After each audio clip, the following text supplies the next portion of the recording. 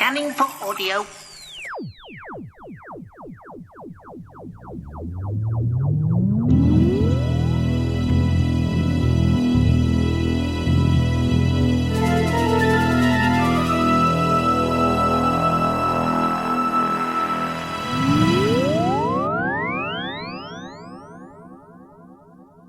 Welcome to a Tin Dog podcast, this time covering part 4 of The Survivors. It's been written by John Dorney. John Dorney always delivers.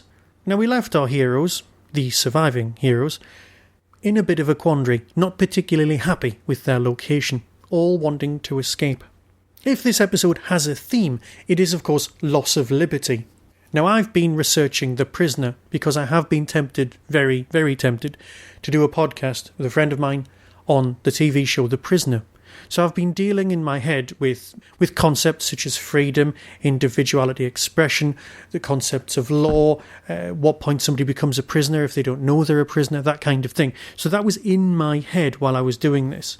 The concept of what actually is freedom when you don't really have much freedom because all of your time is taken up with just trying to survive is an important part of Survivors. Now, this show is constantly dealing with aftermath and consequences. There's a game I used to play while I was watching the Catherine Cooksons, bear with me, on ITV. And the game basically consists of all Catherine Cookson narratives have one basic plot. They're usually concerning the lives of female characters. That's not the important part. What I want to say is there's a game you can play called Fortunately, Unfortunately, where something nice happens and then something nasty happens, usually because of the something nice. And then something nice happens again, then something nasty happens. That is a standard Catherine Cookson narrative thrust. Here, you'll always have that with Survivors. Unfortunately, everybody got the flu. Fortunately, some people survived. Unfortunately, most people got killed. Fortunately, some people were nice. Unfortunately, some people weren't nice. Fortunately, some people had prepared. Unfortunately, some people hadn't, and so on. It manages to continue along those lines. Now, we have, of course, still got the people from the TV series, and they're great. And unfortunately, that also means that we have at least 2 characters who we know make it out of this story alive. Everybody else, all bets are off. And that's how Survivors should feel. Because although everyone's survived the flu, is everyone else going to survive the aftermath? And that's what this is. Now, this story's called Esther for reasons which become very obvious when you actually listen to the story, and I will not spoil it for you. There is, of course, the biblical Esther. And as I said last time, my fears about childbirth and breeding, well, they're obviously going to continue in this story, but that's a whole different thing. On the subject of which, the central character, the one introduced by Big Finish, who's a journalist, in various points in the last story, he announced that he was sterile. It was reported that he was sterile. And in this story, he is asked to pair bond with someone, in which he says, and I'm using the air quotes again, she's not my type. Those 2 things are euphemisms that could be read that we have a definite gay character, or perhaps a possible gay character, or perhaps he's merely in love with someone else. We just don't know at this point, and that's a nice bit of character development for later. I don't want to say who gets out of this alive, because that would spoil a perfectly good journey.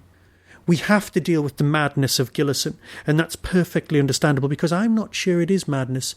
I'm just thinking he's, well, caught in a spiral.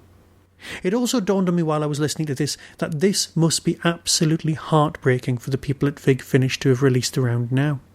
Think about it. This is a story about a flu outbreak, chest infections, that eventually carry off everyone who's beloved to them. And think about the incidents of what happened last month. It can't have escaped anyone's notice that somebody died of a chest infection at Big Finish almost days before this became, well, public property. They're promoting it, and that's great, but it must be very hard for them to deal with the reality of someone dying and have this narrative out there being sold on every single webpage. So to sum up the whole after the 4 stories, it's a good 20 quid if you want to buy it on download, and 25 quid if you want it on disc. I'm sure it was cheaper on pre-order. So it is well worth a listen. But as I've said all along, it is not the uplifting, and I'm not using this word derogatively, fluff that you get elsewhere. It's hard-hitting.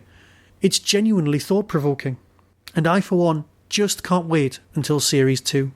So until next time, when I will come back and I will talk at great length about Tom Baker, be seeing you.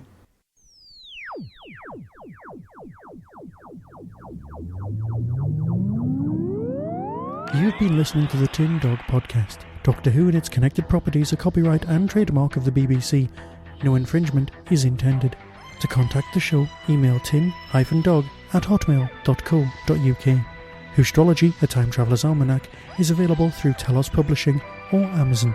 Visit www.whostrology.com for further information.